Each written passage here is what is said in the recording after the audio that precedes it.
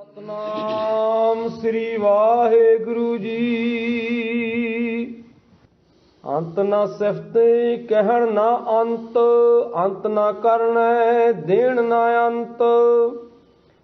ਅੰਤ ਨਾ ਵੇਖਣ ਸੁਣਨ ਨਾ ਅੰਤ, ਅੰਤ ਨਾ ਜਾਪੈ ਕਿਆ ਮਨ ਮੰਤ। ਅੰਤ ਨਾ ਜਾਪੈ ਕੀਤਾ ਆਕਾਰ, ਅੰਤ ਨਾ ਜਾਪੈ ਪਾਰਾਵਾਰ। ਅੰਤ ਕਾਰਣ ਕੇਤੇ ਬਿਲ ਲਾਹੇ, ਤਾਕੇ ਅੰਤ ਨਾ ਪਾਏ ਜਾਹੇ। ਇਹੋ ਅੰਤ ਨਾ ਜਾਣੈ ਕੋਇ, ਬਹੁਤਾ ਕਹੀਐ ਬਹੁਤਾ ਹੋਏ। ਵੱਡਾ ਸਾਹਿਬ ਉੱਚਾ ਥਾਉ, ਉੱਚੇ ਉੱਪਰ ਉੱਚਾ ਨਾਉ।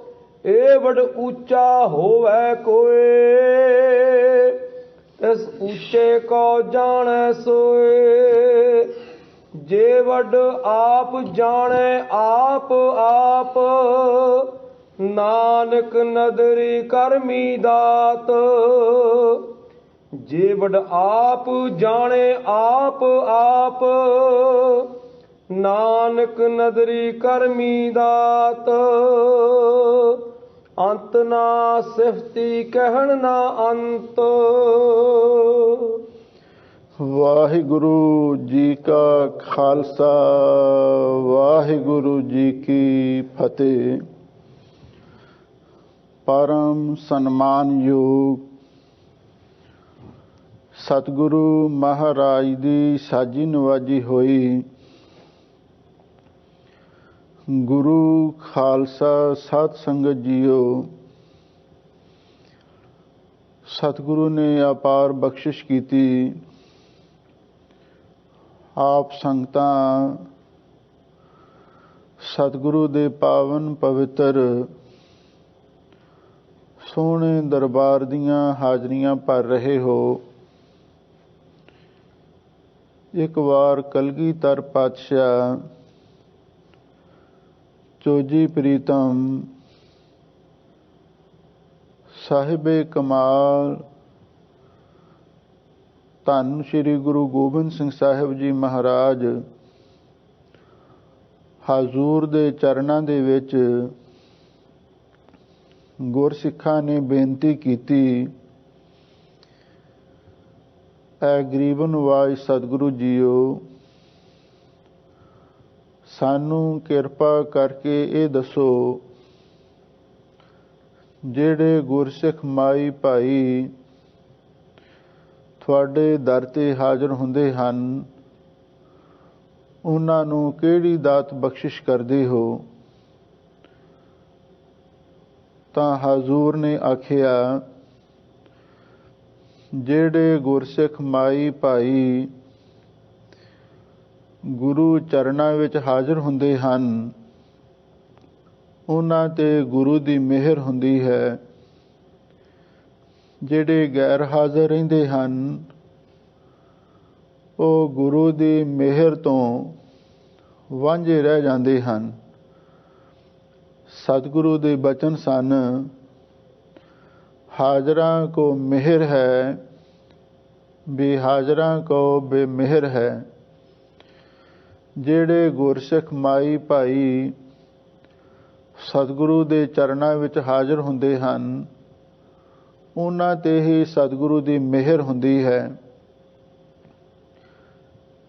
ਕਈ ਪ੍ਰੇਮੀ ਇਹ ਸਵਾਲ ਕਰਦੇ ਹਨ, ਜੇ ਅਸੀਂ ਆਪਣੇ ਘਰ ਦੇ ਵਿੱਚ ਬੈਠ ਕੇ ਹੀ ਬਾਣੀ ਪੜ੍ਹ ਲੈਂਦੇ ਹਾਂ, ਪੂਜਾ ਪਾਠ ਕਰ ਲੈਂਦੇ ਹਾਂ,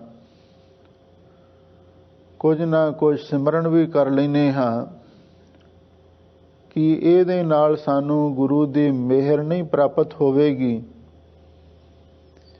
ਇੱਕ ਗੱਲ ਯਾਦ ਰੱਖੋ, ਅਸੀਂ ਜੋ ਵੀ ਕੁਛ ਕਰਦੇ ਹਾਂ, ਇਹਦਾ ਫਲ ਸਾਨੂੰ ਅਕਾਲ ਪੁਰਖ ਵਾਹਿਗੁਰੂ ਜ਼ਰੂਰ ਦਿੰਦਾ ਹੈ।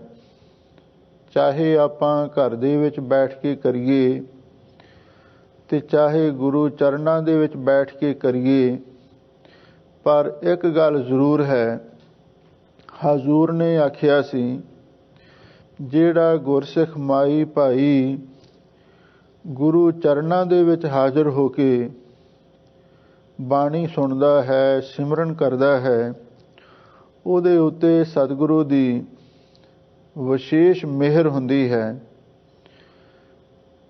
ਜਿਵੇਂ ਪਾਤਸ਼ਾਹ ਦੇ ਅਨੇਕਾਂ ਹੀ ਅਮੀਰ, ਵਜ਼ੀਰ, ਅਹਿਲਕਾਰ ਹੁੰਦੇ ਹਨ, ਅਨੇਕਾਂ ਹੀ ਦਰਬਾਰੀ, ਅਧਿਕਾਰੀ ਅਤੇ ਕਰਮਚਾਰੀ ਵੀ ਹੁੰਦੇ ਹਨ, ਪਰ ਜਿਹੜੇ ਬਾਦਸ਼ਾਹ ਦੇ ਕੋਲ ਰਹਿੰਦੇ ਹਨ ਅਤੇ ਹਮੇਸ਼ਾ ਲਈ ਹਾਜ਼ਰ ਹੁੰਦੇ ਹਨ, ਉਹਨਾਂ 'ਤੇ ਪਾਤਸ਼ਾਹ ਦੀ ਵਧੇਰੇ ਖੁਸ਼ੀ ਹੁੰਦੀ ਹੈ, ਵਧੇਰੇ ਪ੍ਰਸੰਨਤਾ ਹੁੰਦੀ ਹੈ। ਠੀਕ ਹੈ, ਭਾਵੇਂ ਜਿਹੜੇ ਹੋਰ ਵੀ ਨੌਕਰ ਚਾਕਰ ਨੇ, ਉਹਨਾਂ ਸਾਰਿਆਂ ਨੂੰ ਬਾਦਸ਼ਾਹ ਦੇ ਖਜ਼ਾਨੇ ਵਿੱਚੋਂ ਤਨਖਾਹਾਂ ਮਿਲਦੀਆਂ ਹਨ, ਰੋਜ਼ੀਨੇ ਮਿਲਦੇ ਹਨ, ਪਰ ਜਿਹੜੇ ਬਾਦਸ਼ਾਹ ਦੇ ਕੋਲ ਰਹਿੰਦੇ ਹਨ, ਬਾਦਸ਼ਾਹ ਨੂੰ ਸੇਵਾ ਕਰਕੇ ਪ੍ਰਸੰਨ ਕਰ ਲੈਂਦੇ ਹਨ, ਫਿਰ ਅਕਾਲ ਪੁਰਖ ਵਾਹਿਗੁਰੂ ਪਰਮੇਸ਼ਰ ਉਹਨਾਂ 'ਤੇ ਮਿਹਰ ਕਰਦਾ ਹੈ। ਜਿਵੇਂ ਦੁਨਿਆਵੀ ਬਾਦਸ਼ਾਹ ਜਦੋਂ ਕਿਸੇ 'ਤੇ ਖੁਸ਼ ਹੋ ਜਾਂਦਾ ਹੈ, ਉਹ ਉਸ ਨੂੰ ਪੁਰਸਕਾਰ ਦਿੰਦਾ ਹੈ, ਉਸ ਨੂੰ ਸਨਮਾਨ ਦਿੰਦਾ ਹੈ, ਉਸ ਨੂੰ ਖਿਲਤਾਂ ਪ੍ਰਦਾਨ ਕਰਦਾ ਹੈ। ਇੱਕ ਸਿਪਾਹੀ ਨੂੰ ਸਿਪਾਹ ਸਲਾਰ ਬਣਾ ਦਿੰਦਾ ਹੈ, ਇੱਕ ਕਰਮਚਾਰੀ ਨੂੰ ਅਧਿਕਾਰੀ ਬਣਾ ਦਿੰਦਾ ਹੈ, ਕਿਸੇ ਸਾਧਾਰਨ ਆਦਮੀ ਨੂੰ ਅਹਿਲਕਾਰ ਵੀ ਬਣਾ ਲੈਂਦਾ ਹੈ, ਕਿਉਂਕਿ ਬਾਦਸ਼ਾਹ ਦੀ ਖੁਸ਼ੀ ਹੈ।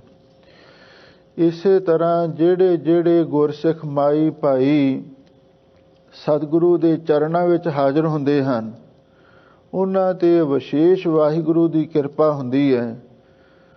ਧੰਨ ਗੁਰੂ ਨਾਨਕ ਦੇਵ ਮਹਾਰਾਜ ਸੱਚੇ ਪਾਤਸ਼ਾਹ ਦੇ ਬਚਨ, ਜਿਨ ਕਉ ਨਦਰ ਕਰਮ ਤਿਨ ਕਾਰ, ਨਾਨਕ ਨਦਰੀ ਨਦਰ ਨਿਹਾਲ। ਜਿਨ੍ਹਾਂ ਉੱਤੇ ਅਕਾਲ ਪੁਰਖ ਵਾਹਿਗੁਰੂ ਦੀ ਨਦਰੇ ਕਰਮ ਕਿਰਪਾ ਦ੍ਰਿਸ਼ਟੀ ਹੁੰਦੀ ਹੈ, ਨਜ਼ਰੇ ਅਨਾਇਤ ਹੁੰਦੀ ਹੈ, ਉਹਨਾਂ ਨੂੰ ਅਕਾਲ ਪੁਰਖ ਵਾਹਿਗੁਰੂ ਸੇਵਾ ਅਤੇ ਸਿਮਰਨ ਦੀ ਕਾਰ ਬਖਸ਼ਿਸ਼ ਕਰ ਦਿੰਦਾ ਹੈ।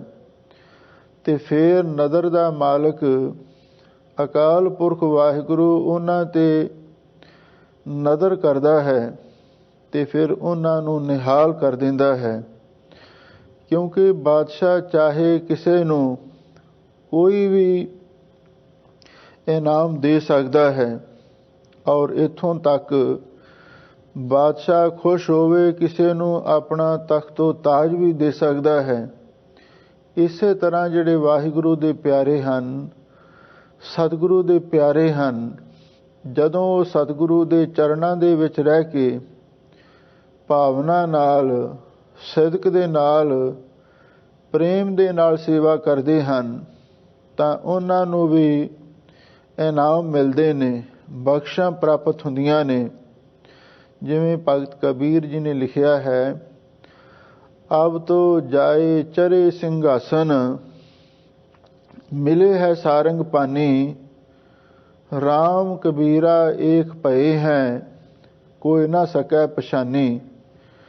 ਜਦੋਂ ਵਾਹਿਗੁਰੂ ਪਰਮੇਸ਼ਰ ਪ੍ਰਸੰਨ ਹੁੰਦਾ ਹੈ, ਵੱਡੀ ਤੋਂ ਵੱਡੀ ਬਖਸ਼ਿਸ਼ ਵੀ ਕਰ ਸਕਦਾ ਹੈ, ਉਹਨਾਂ ਨੂੰ ਆਪਣਾ ਰੂਪ ਵੀ ਕਰ ਸਕਦਾ ਹੈ, ਉਹਨਾਂ ਨੂੰ ਆਪਣਾ ਤਖਤੋ ਤਾਜ ਵੀ ਦੇ ਸਕਦਾ ਹੈ। ਇਸੇ ਲਈ ਤਾਂ ਸਤਿਗੁਰੂ ਨੇ ਆਖਿਆ ਹੈ, ਹਰ ਹਰ ਜਨ ਦੋਈ ਏਕ ਹੈ, ਬਿਬ ਵਿਚਾਰ ਕਛ ਨਾਹੀਂ, ਜਲ ਤੇ ਉਪਜ ਤਰੰਗ ਜਿਉ, ਜਲ ਹੀ ਵਿਖੈ ਸਮਾਹੇ। ਹਰ ਕਾ ਸੇਵਕ ਸੋ ਹਰ ਜੀਹਾ, ਭੇਦ ਨਾ ਜਾਣਹੁ ਮਾਨਸ ਦੇਹਾ, ਜਿਸਨੂੰ ਬਖਸ਼ੇ ਸਿਫਤ ਸਲਾਹਾ, ਨਾਨਕ ਪਾਤਸ਼ਾਹੀ ਪਾਤਸ਼ਾਹੋ। ਇਹ ਉਸ ਅਕਾਲ ਪੁਰਖ ਵਾਹਿਗੁਰੂ ਦੇ ਨਦਰ ਦੇ ਫਲ ਨੇ। ਇਹ ਉਸ ਵਾਹਿਗੁਰੂ ਦੀ ਕਿਰਪਾ ਦ੍ਰਿਸ਼ਟੀ ਦੇ ਇਨਾਮ ਹਨ, ਜਿਨ੍ਹਾਂ ਤੇ ਅਕਾਲ ਪੁਰਖ ਵਾਹਿਗੁਰੂ ਪਰਮੇਸ਼ਰ ਪ੍ਰਸੰਨ ਹੁੰਦਾ ਹੈ ਔਰ ਉਹਨਾਂ ਨੂੰ ਸਭ ਕੁਝ ਦੇ ਸਕਦਾ ਹੈ। ਧੰਨ ਗੁਰੂ ਨਾਨਕ ਦੇਵ ਮਹਾਰਾਜ ਸੱਚੇ ਪਾਤਸ਼ਾਹ ਭਾਈ ਲਹਿਣੇ ਤੇ ਪ੍ਰਸੰਨ ਹੋਏ ਤੇ ਉਹਨਾਂ ਨੂੰ ਗੁਰਤਾ ਗੱਦੀ ਬਖਸ਼ਿਸ਼ ਕਰ ਦਿੱਤੀ। ਭਾਈ ਲਹਿਣੇ ਨੂੰ ਗੁਰੂ ਅੰਗਦ ਦੇਵ ਬਣਾ ਦਿੱਤਾ। ਜੇ ਭਾਈ ਲਹਿਣਾ ਜੀ ਗੁਰੂ ਅਮਰਦਾਸ ਮਹਾਰਾਜ ਦੀ ਸੇਵਾ ਤੇ ਪ੍ਰਸੰਨ ਹੋਏ ਤੇ ਉਹਨਾਂ ਨੂੰ 12 ਵਰਦਾਨ ਬਖਸ਼ੇ। ਤੁਸੀਂ ਨਿਮਾਣਿਆਂ ਦੇ ਮਾਣ ਹੋਵੋਗੇ, ਨਿਤਾਣਿਆਂ ਦੇ ਤਾਣ ਹੋਵੋਗੇ, ਨਿਉਟਿਆਂ ਦੀ ਓਟ ਹੋਵੋਗੇ, ਨਿਗਤਿਆਂ ਦੀ ਗਤ ਹੋਵੋਗੇ, ਤੇ ਨਾਲ ਹੀ ਗੁਰਤਾ ਗੱਦੀ ਵੀ ਬਖਸ਼ਿਸ਼ ਕਰ ਦਿੱਤੀ। ਟਹਿਲ ਮਹਿਲ ਤਾਂ ਕੋ ਮਿਲੈ, ਜਾਂ ਕੋ ਸਾਧ ਕਿਰਪਾਲ। ਜਿਨ੍ਹਾਂ ਤੇ ਸਤਿਗੁਰੂ ਦੀ ਪ੍ਰਸੰਨਤਾ ਹੁੰਦੀ ਹੈ, ਉਹਨਾਂ ਨੂੰ ਵੱਡੇ ਤੋਂ ਵੱਡੇ ਮੁਰਾਤਬੇ, ਉੱਚੇ ਤੋਂ ਉੱਚੇ ਅਹੁਦੇ ਉਹਨਾਂ ਨੂੰ ਪ੍ਰਾਪਤ ਹੋ ਜਾਂਦੇ ਹਨ। ਇਸ ਲਈ ਹਰ ਗੁਰਸਿੱਖ ਮਾਈ ਭਾਈ ਨੂੰ ਇਹ ਯਤਨ ਕਰਨਾ ਚਾਹੀਦਾ ਹੈ ਕਿ ਸਤਿਗੁਰੂ ਦੇ ਚਰਨਾਂ ਵਿੱਚ ਹਾਜ਼ਰ ਹੋ ਕੇ ਹਮੇਸ਼ਾ ਲਈ ਸਤਿਗੁਰੂ ਦੀਆਂ ਖੁਸ਼ੀਆਂ ਪ੍ਰਾਪਤ ਕਰੇ। ਸੋ ਆਪ ਸੰਗਤਾਂ ਧੰਨ ਗੁਰੂ ਨਾਨਕ ਦੇਵ ਮਹਾਰਾਜ ਸੱਚੇ ਪਾਤਸ਼ਾਹ ਦੀ ਉਚਾਰਨ ਕੀਤੀ ਹੋਈ ਪਾਵਨ ਅੰਮ੍ਰਿਤ ਰੂਪ ਬਾਣੀ ਸ਼੍ਰੀ ਜਪਜੀ ਸਾਹਿਬ ਜੀ ਦੀ ਕਥਾ ਸਰਵਣ ਕਰ ਰਹੇ ਹੋ। 23 ਪੌੜੀਆਂ ਦੀ ਕਥਾ ਆਪ ਸੰਗਤਾਂ ਸਰਵਣ ਕਰ ਚੁੱਕੇ ਹੋ। ਹੁਣ ਅੱਗੇ 24ਵੀਂ ਪੌੜੀ ਦੀ ਕਥਾ ਆਰੰਭ ਹੋ ਰਹੀ ਹੈ। ਧੰਨ ਗੁਰੂ ਨਾਨਕ ਦੇਵ ਮਹਾਰਾਜ ਸੱਚੇ ਪਾਤਸ਼ਾਹ ਦੇ ਪਾਵਨ ਚਰਨਾਂ ਕਮਲਾਂ ਵਿਖੇ ਗੁਰਸਿੱਖਾਂ ਨੇ ਬੇਨਤੀ ਕੀਤੀ ਕਿ ਇਹ ਗਰੀਬ ਨਵਾਜ਼ ਸਤਿਗੁਰੂ ਜੀਓ, ਕਿਰਪਾ ਕਰੋ, ਸਾਨੂੰ ਉਸ ਅਕਾਲ ਪੁਰਖ ਵਾਹਿਗੁਰੂ ਪਰਮੇਸ਼ਰ ਦੇ ਬਾਰੇ ਦੱਸੋ ਕਿ ਕਿਸੇ ਵੀ ਤਰੀਕੇ ਦੇ ਨਾਲ ਕੋਈ ਉਸ ਦਾ ਅੰਤ ਪਾਇਆ ਜਾ ਸਕਦਾ ਹੈ, ਕਿਉਂਕਿ ਉਸ ਅਕਾਲ ਪੁਰਖ ਵਾਹਿਗੁਰੂ ਪਰਮੇਸ਼ਰ ਨੂੰ ਬੇਅੰਤ ਆਖਿਆ ਜਾਂਦਾ ਹੈ ਕਿ ਉਸ ਬੇਅੰਤ ਦਾ ਅੰਤ ਵੀ ਪਾਇਆ ਜਾ ਸਕਦਾ ਹੈ। ਧੰਨ ਗੁਰੂ ਨਾਨਕ ਦੇਵ ਮਹਾਰਾਜ ਸੱਚੇ ਪਾਤਸ਼ਾਹ ਇਸ ਪੌੜੀ ਦੇ ਅੰਦਰ ਉਸ ਅਕਾਲ ਪੁਰਖ ਵਾਹਿਗੁਰੂ ਪਰਮੇਸ਼ਰ ਦੀ ਬੇਅੰਤਤਾ ਦਾ ਅਤੇ ਨਾਲ ਹੀ ਉਸ ਅਕਾਲ ਪੁਰਖ ਵਾਹਿਗੁਰੂ ਪਰਮੇਸ਼ਰ ਦੀ ਮਹਾਨ ਮਹਿਮਾ ਦਾ ਉਚਾਰਨ ਕਰ ਰਹੇ ਹਨ। ਲੋ ਆਪ ਸੰਗਤਾਂ ਬੜੇ ਪ੍ਰੇਮ ਦੇ ਨਾਲ ਸਰਵਣ ਕਰੋ ਤੇ ਇੱਕ ਵਾਰੀ ਪਿਆਰ ਦੇ ਨਾਲ ਆਖੋ, ਸਤਿਨਾਮ ਸ੍ਰੀ ਵਾਹਿਗੁਰੂ ਸਾਹਿਬ ਜੀਓ। ਸਤਿਨਾਮ ਸ੍ਰੀ ਵਾਹਿਗੁਰੂ ਜੀ। ਅੰਤ ਨਾ ਸਿਫਤੀ ਕਹਿਣ ਨਾ ਅੰਤ। ਧੰਨ ਗੁਰੂ ਨਾਨਕ ਦੇਵ ਮਹਾਰਾਜ ਸੱਚੇ ਪਾਤਸ਼ਾਹ ਫਰਮਾਉਂਦੇ ਹਨ, ਗੁਰਮੁਖੋ, ਅੰਤ ਨਾ ਸਿਫਤੀ। ਉਸ ਅਕਾਲ ਪੁਰਖ ਵਾਹਿਗੁਰੂ ਪਰਮੇਸ਼ਰ ਦੀਆਂ ਸਿਫਤਾਂ ਦਾ ਕੋਈ ਵੀ ਅੰਤ ਨਹੀਂ ਹੈ। ਜੇ ਅਕਾਲ ਪੁਰਖ ਵਾਹਿਗੁਰੂ ਦੀਆਂ ਸਿਫਤਾਂ, ਉਹਦੀਆਂ ਵਡਿਆਈਆਂ ਆਪਾਂ ਉਚਾਰਨ ਕਰਨ ਲੱਗ ਜਾਈਏ ਤਾਂ ਉਹਨਾਂ ਦਾ ਕੋਈ ਅੰਤ ਨਹੀਂ ਪਾਇਆ ਜਾ ਸਕਦਾ। ਇਸੇ ਲਈ ਸ੍ਰੀ ਆਸਾ ਜੀ ਦੀ ਵਾਰ ਦੇ ਅੰਦਰ ਧੰਨ ਗੁਰੂ ਨਾਨਕ ਦੇਵ ਮਹਾਰਾਜ ਸੱਚੇ ਪਾਤਸ਼ਾਹ ਨੇ ਫਰਮਾਇਆ ਹੈ, ਵੱਡੇ ਕੀਆਂ ਵਡਿਆਈਆਂ ਕਹਿਣਾ ਕਹਿਣ ਨਾ ਜਾਏ, ਸੋ ਕਰਤਾ ਕਾਦਰ ਕਰੀਮ ਦੇ ਜੀਆਂ ਰਿਜ਼ਕ ਸੰਭਾਹੇ। ਇਹ ਉਸ ਵਾਹਿਗੁਰੂ ਪਰਮੇਸ਼ਰ ਦੀਆਂ ਵਡਿਆਈਆਂ ਹਨ। ਸੋ ਕਰਤਾ ਕਾਦਰ ਕਰੀਮ, ਉਹ ਵਾਹਿਗੁਰੂ ਕਰਤਾ ਪੁਰਖ ਹੈ, ਕਾਦਰ ਕੁਦਰਤ ਦਾ ਮਾਲਕ ਹੈ ਅਤੇ ਕਰੀਮ ਕਿਰਪਾਲੂ ਹੈ। ਦੇ ਜੀਆਂ ਰਿਜ਼ਕ ਸੰਭਾਹੇ। ਜਿੱਥੇ ਜਿੱਥੇ ਵੀ ਜੀਵ ਵਾਹਿਗੁਰੂ ਨੇ ਪੈਦਾ ਕੀਤੇ ਨੇ, ਚਾਹੇ ਉਹ ਸਮੁੰਦਰਾਂ ਵਿੱਚ ਨੇ, ਚਾਹੇ ਧਰਤੀ 'ਤੇ ਹਨ, ਚਾਹੇ ਪੱਥਰਾਂ ਵਿੱਚ ਨੇ, ਕਿਤੇ ਵੀ ਹੋ ਸਕਦੇ ਨੇ, ਉਹਨਾਂ ਸਾਰਿਆਂ ਨੂੰ ਵਾਹਿਗੁਰੂ ਰਿਜ਼ਕ ਅਪਣਾਉਂਦਾ ਹੈ। ਇਹ ਵਾਹਿਗੁਰੂ ਦੀਆਂ ਵਡਿਆਈਆਂ ਨੇ ਔਰ ਉਸ ਵਾਹਿਗੁਰੂ ਦੀਆਂ ਸਿਫਤਾਂ ਇੰਨੀਆਂ ਮਹਾਨ ਨੇ, ਉਹਨਾਂ ਨੂੰ ਪੂਰਨ ਤੌਰ 'ਤੇ ਕੋਈ ਵੀ ਨਹੀਂ ਆਖ ਸਕਦਾ।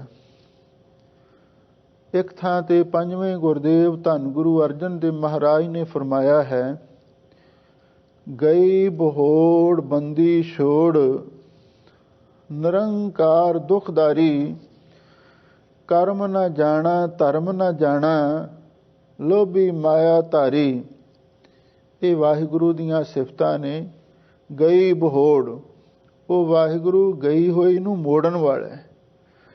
ਜਿਹੜੀ ਚੀਜ਼ ਇੱਕ ਵਾਰੀ ਹੱਥੋਂ ਗੁਆਚ ਗਈ, ਸਾਡੇ ਹੱਥੋਂ ਨਿਕਲ ਗਈ, ਉਹ ਵੀ ਵਾਹਿਗੁਰੂ ਪਰਮੇਸ਼ਰ ਵਾਪਸ ਮੋੜਨ ਵਾਲਾ ਹੈ। ਉਸ ਨੂੰ ਗਈ ਬਹੋੜ ਕਹਿੰਦੇ ਨੇ। ਗਈ ਨੂੰ ਮੋੜ ਦੇਵੇ।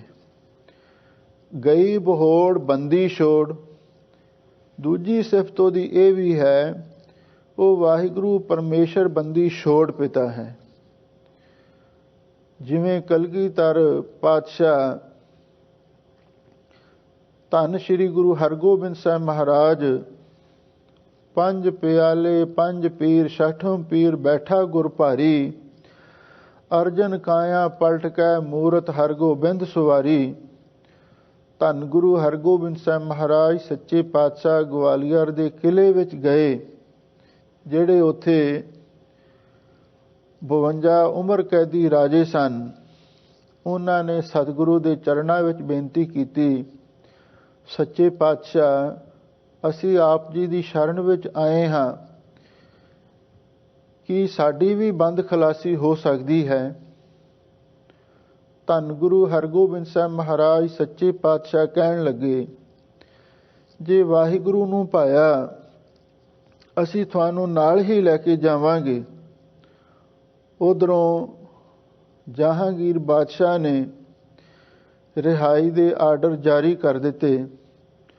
ਧੰਨ ਗੁਰੂ ਹਰਗੋਬਿੰਦ ਸਾਹਿਬ ਮਹਾਰਾਜ ਸੱਚੇ ਪਾਤਸ਼ਾਹ ਨੇ ਬਾਦਸ਼ਾਹ ਨੂੰ ਕਹਿ ਭੇਜਿਆ, ਅਸੀਂ ਇਕੱਲੇ ਨਹੀਂ ਜਾਵਾਂਗੇ। ਆਹ ਜਿਹੜੇ ਉਮਰ ਕੈਦੀ ਰਾਜੇ ਨੇ, ਨਰਕੀ ਜ਼ਿੰਦਗੀ ਭੋਗ ਰਹੇ ਨੇ, ਇਹਨਾਂ ਨੂੰ ਵੀ ਅਸੀਂ ਨਾਲ ਹੀ ਲੈ ਜਾਣਾ ਹੈ। ਬਾਦਸ਼ਾਹ ਨੇ ਵਜ਼ੀਰਾਂ ਨਾਲ ਸਲਾਹ ਕੀਤੀ ਤੇ ਨਾਲ ਹੀ ਇਹ ਜਵਾਬ ਭੇਜਿਆ, ਜਿਹੜੇ ਵੀ ਰਾਜੇ ਤੁਹਾਡਾ ਪੱਲਾ ਪਕੜ ਕੇ ਨਿਕਲ ਸਕਦੇ ਨੇ, ਉਹਨੇ ਰਾਜਿਆਂ ਨੂੰ ਰਿਹਾ ਕੀਤਾ ਜਾਵੇਗਾ। ਧੰਨ ਗੁਰੂ ਹਰਗੋਬਿੰਦ ਸਾਹਿਬ ਮਹਾਰਾਜ ਸੱਚੇ ਪਾਤਸ਼ਾਹ ਘਟ ਘਟ ਕੇ ਅੰਤਰ ਕੀ ਜਾਣਤ, ਭਲੇ ਬੁਰੇ ਕੀ ਪੀਰ ਪਛਾਨਤ, ਰਾਜਿਆਂ ਦੇ ਮਨ ਦੀ ਭਾਵਨਾ ਨੂੰ ਤਾਕੇ ਤੇ ਬਾਦਸ਼ਾਹ ਦੇ ਮਨ ਦੇ ਵਿੱਚ ਚਲਾਕੀ ਚੁਸਤੀ ਨੂੰ ਸਮਝ ਕੇ 52 ਕਲੀਆਂ ਵਾਲਾ ਚੋਲਾ ਬਣਾਇਆ।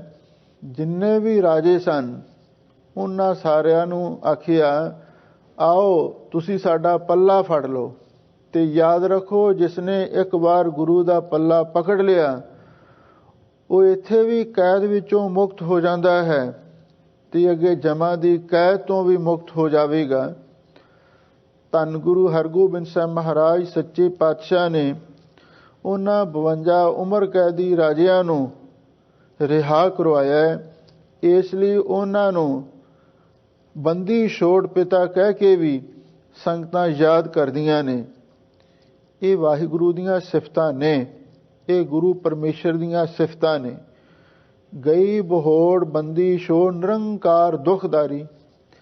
ਉਹ ਵਾਹਿਗੁਰੂ ਨਿਰੰਕਾਰ ਹੈ, ਦੁਖਦਾਰੀ, ਸਾਰੇ ਦੁੱਖਾਂ ਦਾ ਦਾਰੂ ਕਰਦਾ ਹੈ। ਉਸ ਵਾਹਿਗੁਰੂ ਨੇ ਕਿੱਡੀ ਵੱਡੀ ਬਖਸ਼ਿਸ਼ ਸਾਡੇ ਤੇ ਕੀਤੀ ਹੈ। ਜਿੰਨੇ ਵੀ ਮਨੁੱਖ ਨੇ ਉਹਨਾਂ ਦੇ ਦੁੱਖ ਦਾ ਦਾਰੂ ਵੀ ਉਸ ਨੇ ਬਣਾਇਆ ਹੈ। ਦੁਨੀਆ ਵਿੱਚ ਦੁੱਖਾਂ ਦਾ ਵੀ ਕੋਈ ਅੰਤ ਨਹੀਂ, ਪਰ ਨਾਲ ਦੀ ਨਾਲ ਉਹਨਾਂ ਦੀਆਂ ਦਵਾਈਆਂ ਵੀ ਬਣੀਆਂ ਹੋਈਆਂ ਨੇ। ਤੇ ਬਣਾਈਆਂ ਜਾ ਰਹੀਆਂ ਨੇ। ਦੁੱਖਾਂ ਦਾ ਦਾਰੂ ਵੀ ਵਾਹਿਗੁਰੂ ਪਰਮੇਸ਼ਰ ਆਪ ਕਰਦਾ ਹੈ। ਸਭ ਤੋਂ ਵੱਡਾ ਦੁੱਖ ਹੈ ਜਨਮ ਮਰਨ ਦਾ।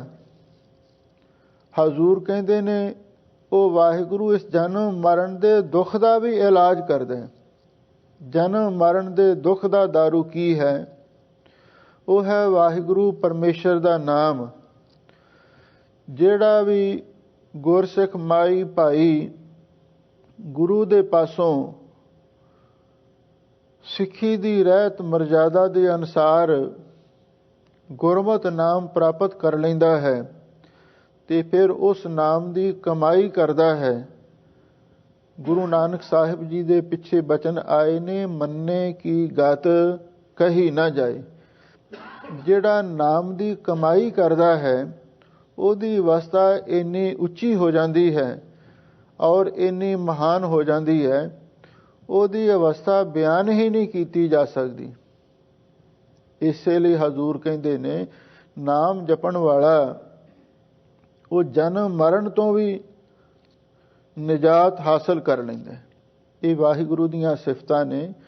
ਗਈ ਬਹੋੜ ਬੰਦੀ ਛੋੜ ਨਿਰੰਕਾਰ ਦੁਖਦਾਰੀ, ਕਰਮ ਨਾ ਜਾਣਾ ਧਰਮ ਨਾ ਜਾਣਾ ਲੋਭੀ ਮਾਇਆ ਧਾਰੀ, ਹਰ ਜੀਓ ਨਾਮ ਪਰਿਓ ਰਾਮਦਾਸ।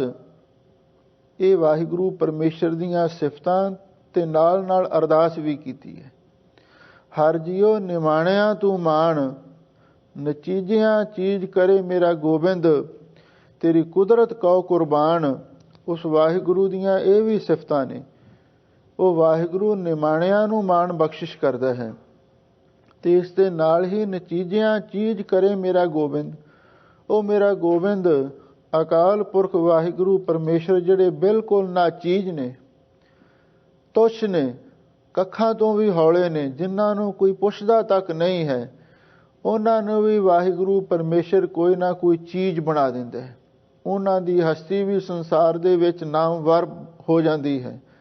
ਜਿਵੇਂ ਕਲਗੀਧਰ ਪਾਤਸ਼ਾਹ ਨੇ ਲਿਖਿਆ ਹੈ ਨਾ, ਮੇਰ ਕਰੋ ਤ੍ਰਿਣ ਤੇ ਮੋਹ ਜਾਹੇ, ਗਰੀਬ ਨਵਾਜ ਨਾ ਦੂਸਰ ਤੋਸ।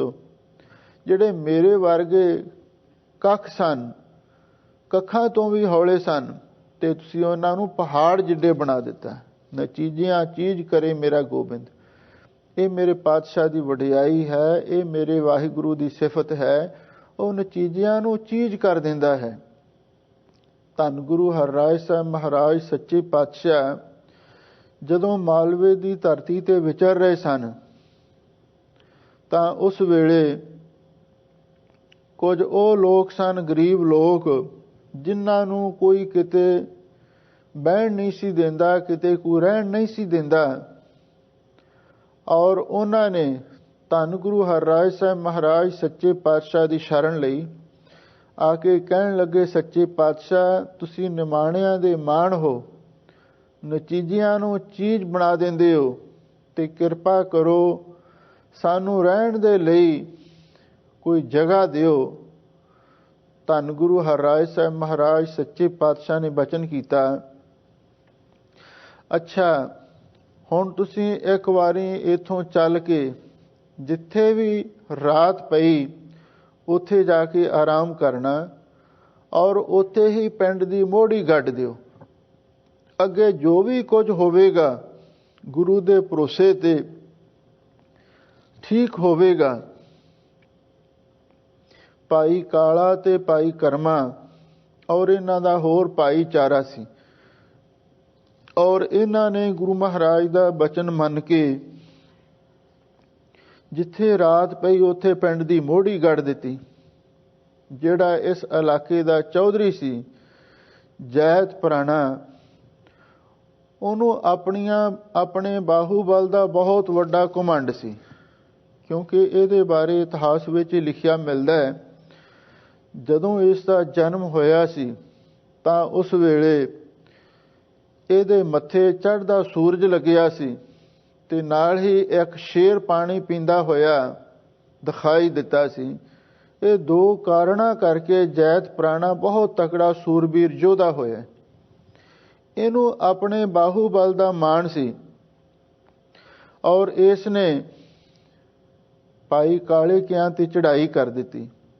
ਉਹਨਾਂ ਨੇ ਸਤਿਗੁਰੂ ਦੀ ਸਹਾਇਤਾ ਮੰਗੀ। ਧੰਨ ਗੁਰੂ ਹਰਗੋਬਿੰਦ, ਧੰਨ ਗੁਰੂ ਹਰਿਰਾਏ ਸਾਹਿਬ ਮਹਾਰਾਜ ਸੱਚੇ ਪਾਤਸ਼ਾਹ ਕਹਿਣ ਲੱਗੇ, ਅੱਛਾ ਕਿਸੇ ਗੱਲ ਦੀ ਚਿੰਤਾ ਨਹੀਂ ਕਰਨੀ। ਅਕਾਲ ਪੁਰਖ ਵਾਹਿਗੁਰੂ ਗੁਰੂ ਪਰਮੇਸ਼ਰ ਤੁਹਾਡਾ ਸਹਾਈ ਹੋਵੇਗਾ। ਜਦੋਂ ਜੈਤ ਪ੍ਰਾਣੇ ਨੇ ਆ ਕੇ ਹਮਲਾ ਕਰ ਦਿੱਤਾ ਤਾਂ ਇਹਨਾਂ ਨੇ ਵੀ ਗੁਰੂ ਦੇ ਭਰੋਸੇ ਉਹਨਾਂ ਦਾ ਮੁਕਾਬਲਾ ਸ਼ੁਰੂ ਕਰ ਦਿੱਤਾ। ਨਤੀਜਿਆਂ ਚੀਜ਼ ਕਰੇ ਮੇਰਾ ਗੋਬਿੰਦ। ਉਸ ਵੇਲੇ ਕੀ ਹੋਇਆ, ਜਿਹੜਾ ਜੈਤ ਪ੍ਰਾਣਾ ਸੀ ਆਪਣੇ ਆਪ ਨੂੰ ਬਹੁਤ ਵੱਡਾ ਸੂਰਮਾ ਤੇ ਬਹਾਦਰ ਗਿਣਦਾ ਸੀ, ਔਰ ਉਸ ਨੂੰ ਭਾਈ ਕਰਮੇ ਨੇ ਐਸੀ ਇੱਕ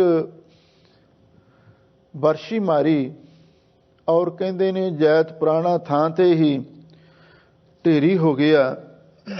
ਔਰ ਜਿਹੜਾ ਉਸਨੇ ਵਾਰ ਕੀਤਾ ਉਹਦੇ ਨਾਲ ਉਹਦੇ ਦੰਦਾਂ ਤੇ ਚੋਟ ਆਈ, ਤੇ ਜਦੋਂ ਜੰਗ ਦੇ ਵਿੱਚ ਫਤਿਹ ਹੋਈ ਜੈਤ ਪ੍ਰਾਣਾ ਮਾਰਿਆ ਗਿਆ।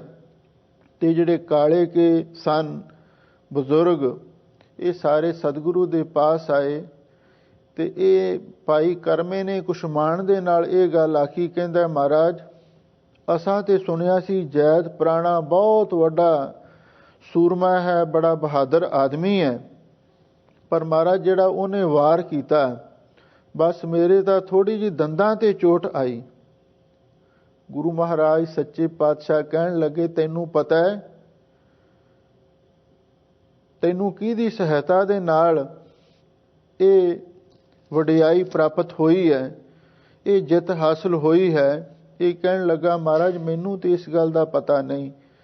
ਸਾਹਿਬ ਸਤਿਗੁਰੂ ਸੱਚੇ ਪਾਤਸ਼ਾਹ ਕਹਿਣ ਲੱਗੇ, ਜਿੱਥੋਂ ਤੱਕ ਉਹਦੀ ਤਾਕਤ ਦਾ ਤੇ ਗੁੱਸੇ ਦਾ ਸਵਾਲ ਸੀ, ਜਦੋਂ ਉਹਨੇ ਤੇਰੇ ਤੇ ਬਰਸ਼ੀ ਦਾ ਵਾਰ ਕੀਤਾ ਤਾਂ ਉਸ ਵੇਲੇ ਅਸੀਂ ਇੱਕ ਲੋਹੇ ਦਾ ਟੁਕੜਾ ਆਰਨ ਲੈ ਕੇ ਸਾਹਮਣੇ ਕਰ ਦਿੱਤੀ, ਔਰ ਉਸਨੇ ਐਸੀ ਜ਼ੋਰ ਦੇ ਨਾਲ ਬਰਸ਼ੀ ਮਾਰੀ ਸੀ, ਉਸ ਆਰਨ ਨੂੰ ਵਿੰਨ ਕੇ ਤੇ ਸਾਡੇ ਹੱਥ ਵਿੱਚ ਜਾ ਕੇ ਵੀ ਖੁੱਭ ਗਈ। ਇਹਦਾ ਮਤਲਬ ਇਹ ਸੀ ਗੁਰੂ ਨੇ ਹੱਥ ਦੇ ਕੇ ਤੇਰੀ ਰੱਖਿਆ ਕੀਤੀ ਹੈ।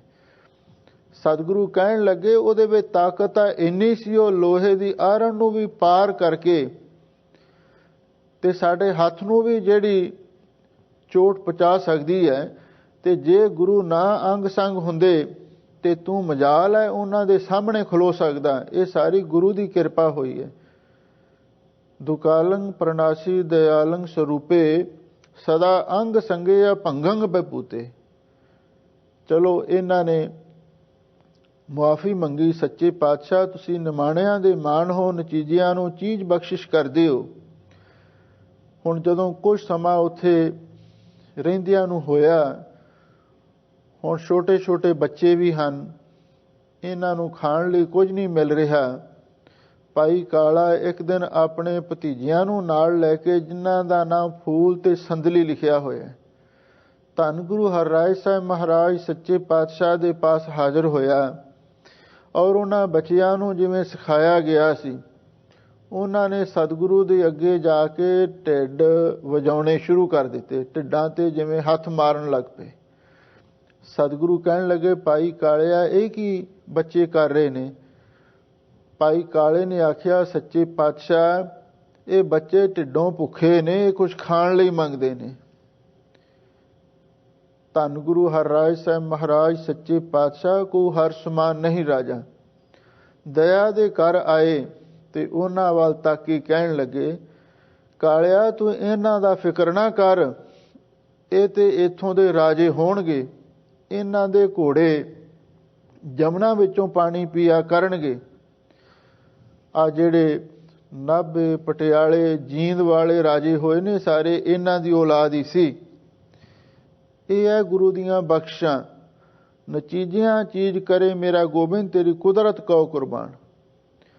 ਕਹਿੰਦੇ ਨੇ ਜਦੋਂ ਇਹ ਕਾਲਾ ਖੁਸ਼ ਹੋ ਕੇ ਆਪਣੇ ਘਰ ਗਿਆ ਤੇ ਘਰ ਜਾ ਕੇ ਦੱਸਿਆ ਵੀ ਅੱਜ ਮੇਰੇ ਭਤੀਜਿਆਂ ਨੂੰ ਗੁਰੂ ਮਹਾਰਾਜ ਨੇ ਆਹ ਵਰਦਾਨ ਦਿੱਤਾ ਹੈ ਕਿ ਇਹਨਾਂ ਦੇ ਘੋੜੇ ਜਮਨਾ ਵਿੱਚੋਂ ਪਾਣੀ ਪੀਣਗੇ ਔਰ ਇਹ ਇੱਥੋਂ ਦੇ ਰਾਜੇ ਬਣਨਗੇ। ਤੇ ਕਾਲੇ ਦੇ ਘਰ ਵਾਲੀ ਕਹਿਣ ਲੱਗੀ, ਤੂੰ ਇਹਨਾਂ ਵਾਸਤੇ ਤਾਂ ਸਭ ਕੁਝ ਮੰਗ ਲਿਆ ਹੈ, ਜਿਹੜੇ ਤੇਰੇ ਆਪ ਦੇ ਬੱਚੇ ਨੇ ਉਹ ਭੁੱਖੇ ਮਰਨਗੇ, ਉਹਨਾਂ ਲਈ ਕੁਝ ਕਿਉਂ ਨਹੀਂ ਮੰਗਿਆ?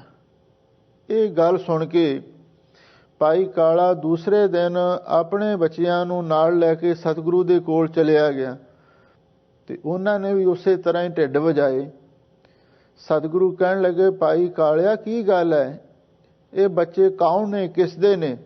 ਤਾਂ ਉਹਨੇ ਸਾਰੀ ਗੱਲ ਦੱਸੀ। ਕਹਿੰਦਾ, ਮਹਾਰਾਜ ਇਹ ਬੱਚੇ ਮੇਰੇ ਨੇ, ਕੱਲ ਜਿਹੜੇ ਸਨ ਬੱਚੇ ਉਹ ਮੇਰੇ ਭਤੀਜੇ ਸਨ, ਤੁਸੀਂ ਉਹਨਾਂ ਨੂੰ ਤੇ ਵਰਦਾਨ ਦੇ ਦਿੱਤਾ ਹੈ, ਪਰ ਮੇਰੇ ਪੁੱਤਰਾਂ ਨੂੰ ਵੀ ਕੋਈ ਵਰਦਾਨ ਦਿਓ। ਗੁਰੂ ਮਹਾਰਾਜ ਸੱਚੇ ਪਾਤਸ਼ਾਹ ਕਹਿਣ ਲੱਗੇ, ਭਾਈ ਕਾਲਿਆ ਉਹ ਸਮਾਂ ਤੇ ਲੰਘ ਗਿਆ। ਅੱਛਾ, ਹੁਣ ਇਹ ਵੀ ਗੁਰੂ ਦੇ ਦਰ ਤੇ ਆਏ ਨੇ, ਇਹ ਵੀ ਖਾਲੀ ਨਹੀਂ ਜਾਣਗੇ। ਯਾਦ ਰੱਖ, ਇਹ ਆਪਣੀ ਵਾਹੀ ਆਪ ਖਾਣਗੇ। ਇਹ ਜਿਹੜਾ ਬਾਹੀਆ ਖਾਨਦਾਨ ਹੈ ਇਹ ਉਹਦੇ ਵਿੱਚੋਂ ਸਨ। ਕਹਿੰਦੇ ਇਹ ਆਪਣੀ ਵਾਹੀ ਆਪ ਖਾਣਗੇ, ਇਹਨਾਂ ਦੇ ਪਿੰਡ ਵਿੱਚ ਸਰਦਾਰੀ ਹੋਵੇਗੀ, ਕਿਸੇ ਦਾ ਹਾਲੀਆ, ਕਿਸੇ ਦਾ ਮਾਮਲਾ ਨਹੀਂ ਉਤਾਰਨਗੇ। ਹਾਂ, ਰਾਜੇ ਉਹੀ ਬਣਨਗੇ। ਇਹ ਬਚਨ ਗੁਰੂ ਮਹਾਰਾਜ ਸੱਚੇ ਪਾਤਸ਼ਾਹ ਨੇ ਕੀਤੇ ਤੇ ਸਮਾਂ ਪਾ ਕੇ ਉਹ ਬਚਨ ਸਫਲ ਵੀ ਹੋਏ ਨੇ। ਇਸੇ ਲਈ ਹਜ਼ੂਰ ਕਹਿੰਦੇ ਨੇ ਇਹ ਵਾਹਿਗੁਰੂ ਦੀਆਂ ਸਿਫਤਾਂ ਨੇ। ਹਰ ਜਿਉ ਨਿਮਾਣਿਆ ਤੂੰ ਮਾਣ, ਨਚੀਜਿਆਂ ਚੀਜ਼ ਕਰੇ ਮੇਰਾ ਗੋਬਿੰਦ, ਤੇਰੀ ਕੁਦਰਤ ਕਉ ਕੁਰਬਾਨ। ਇਸੇ ਤਰ੍ਹਾਂ ਕਲਗੀਧਰ ਪਾਤਸ਼ਾਹ ਦਾ ਸਮਾਂ ਆਇਆ। ਧੰਨ ਗੁਰੂ ਗੋਬਿੰਦ ਸਿੰਘ ਸਾਹਿਬ ਮਹਾਰਾਜ ਸੱਚੇ ਪਾਤਸ਼ਾਹ ਨੇ ਸਭ ਤੋਂ ਪਹਿਲਾਂ ਜਿਹੜੇ ਪਹਾੜੀ ਰਾਜੇ ਸਨ ਉਹਨਾਂ ਨੂੰ ਆਪਣੇ ਪਾਸ ਬੁਲਾਇਆ। ਕਹਿਣ ਲੱਗੇ, ਤੁਸੀਂ ਅੰਮ੍ਰਿਤ ਛਕ ਲਓ, ਤੁਸੀਂ ਸਿੰਘ ਸੱਜ ਜਾਓ, ਤੁਸੀਂ ਸਾਡੇ ਨਾਲ ਖੜੋ। ਇਹਨਾਂ ਰਾਜਿਆਂ ਨੇ ਅੱਗੋਂ ਜਵਾਬ ਦਿੱਤਾ। ਕਹਿਣ ਲੱਗੇ, ਅਸੀਂ ਨਾ ਤੇ ਆਪਣਾ ਧਰਮ ਛੱਡ ਸਕਦੇ ਹਾਂ, ਨਾ ਹੀ ਅਸੀਂ ਤੁਹਾਡੇ ਨਾਲ ਖਲੋ ਸਕਦੇ ਹਾਂ। ਉਹਦਾ ਕਾਰਨ, ਅਸੀਂ ਦੇਵੀ ਦੇਵਤਿਆਂ ਨੂੰ ਮੰਨਣ ਵਾਲੇ ਲੋਕ ਹਾਂ।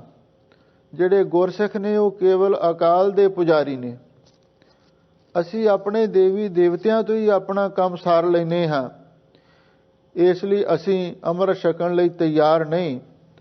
ਦੂਸਰੀ ਗੱਲ, ਤੁਹਾਡੀ ਤਾਂ ਬਾਦਸ਼ਾਹ ਦੇ ਨਾਲ ਟੱਕਰ ਹੈ, ਇਸ ਲਈ ਅਸੀਂ ਇਸ ਤੁਹਾਡੀ ਮੁਸ਼ਕਲ ਦੀ ਘੜੀ ਦੇ ਵਿੱਚ ਤੁਹਾਡੇ ਨਾਲ ਨਹੀਂ ਖੜੋ ਸਕਦੇ, ਕਿਉਂਕਿ ਅਸੀਂ ਤੇ ਬਾਦਸ਼ਾਹ ਦੀ ਦਿੱਲੀ ਦੇ ਅਧੀਨ ਰਹਿਣ ਵਾਲੇ ਹਾਂ, ਅਸੀਂ ਤੁਹਾਡੇ ਨਾਲ ਨਹੀਂ ਖਲੋ ਸਕਦੇ।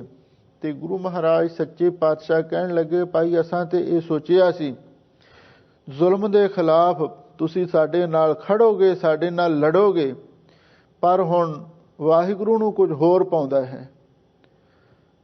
ਨਚੀਜਿਆਂ ਚੀਜ਼ ਕਰੇ ਮੇਰਾ ਗੋਬਿੰਦ।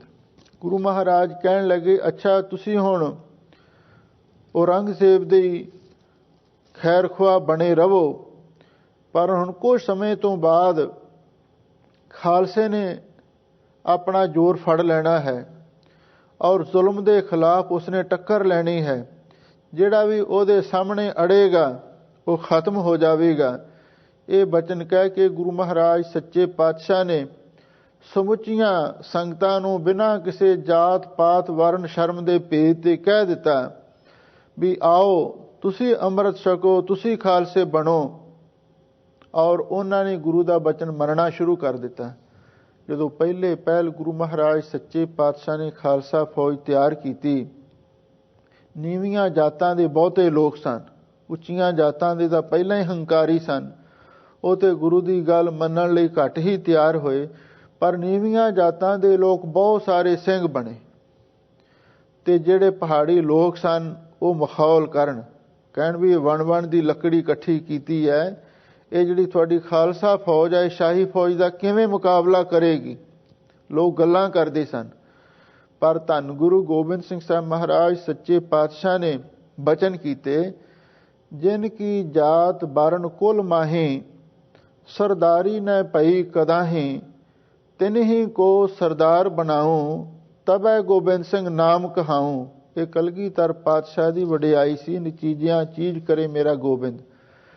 ਸਤਿਗੁਰੂ ਕਹਿਣ ਲੱਗੇ, ਜਿਨ੍ਹਾਂ ਦੀ ਜਾਤ ਵਿੱਚ ਖਾਨਦਾਨ ਦੇ ਅੰਦਰ ਕਦੇ ਸਰਦਾਰੀ ਦਾ ਨਾਮ ਤੱਕ ਨਹੀਂ ਸੀ ਸੁਣਿਆ ਜਾਂਦਾ, ਜਿਹੜੇ ਹਮੇਸ਼ਾ ਪੈਰਾਂ ਹੇਠ ਲਤਾੜੇ ਹੋਏ ਸਮਝੇ ਜਾਂਦੇ ਸਨ, ਹਜ਼ੂਰ ਨੇ ਆਖਿਆ ਤਿਨੀ ਹੀ ਕੋ ਸਰਦਾਰ ਬਣਾਉ, ਮੈਂ ਉਹਨਾਂ ਨੂੰ ਸਰਦਾਰ ਬਣਾਵਾਂਗਾ ਤੇ ਫਿਰ ਮੈਂ ਆਪਣੇ ਆਪ ਨੂੰ ਗੋਬਿੰਦ ਸਿੰਘ ਗੁਰੂ ਅਖਵਾਵਾਂਗਾ।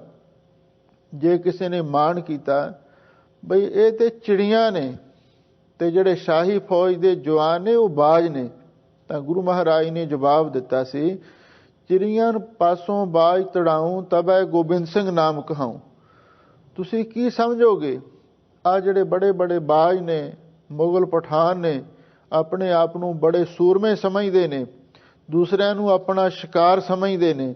ਪਤਾ ਲੱਗੇਗਾ ਜਦੋਂ ਚਿੜੀਆਂ ਵੀ ਬਾਜਾਂ ਦਾ ਮੁਕਾਬਲਾ ਕਰਨਗੀਆਂ। ਤੇ ਅਖੀਰ ਹੋਇਆ ਵੀ ਇਹੀ।